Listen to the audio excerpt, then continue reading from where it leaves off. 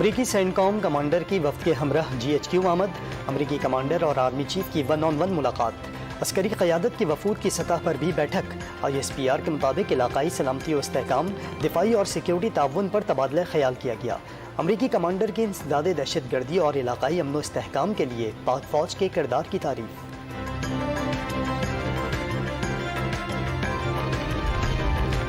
آزادی رائے کا مطلب یہ نہیں کہ لوگوں کی توہین کی جائے، کبھی آزاد میڈیا سے خوفزدہ نہیں ہوا، چیئرمین PTI عمران خان کا اسلام آباد میں تقریب سے خطاب، نواز شریف پھر ہدف تنقید، کرپشن پاکستان کا بڑا مسئلہ قرار دے دیا۔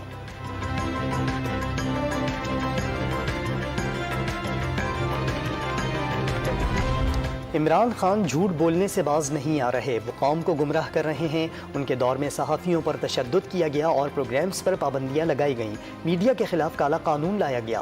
وزیر اطلاعات مریم اورنگزیب کا عمران خان کی تقریر پر رد عمل۔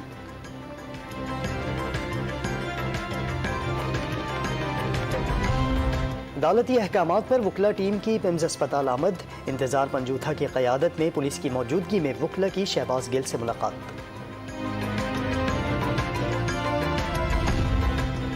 کراچی میں بلدیاتی انتخابات اور NA 245 کے ضمنی انتخاب سے متعلق الیکشن کمیشن میں اجلاس، انتخابات کی تیاریوں اور سیکیورٹی انتظامات پر چیف سیکریٹری اور IG سندھ کی بریفنگ۔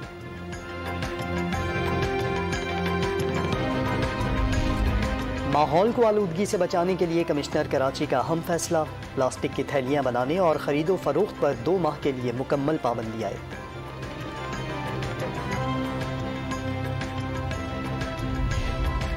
اور ترک صدر یوکرین کے شہر لفیف پہنچ گئے، یوکرینی ہم منصب زیلنسکی نے استقبال کیا، دونوں رہنماؤں کی جنگ اور نقصانات پر تبادلہ خیال، رجب طیب اردوان کا تنازع باہمی بات چیت سے حل کرنے پر زور۔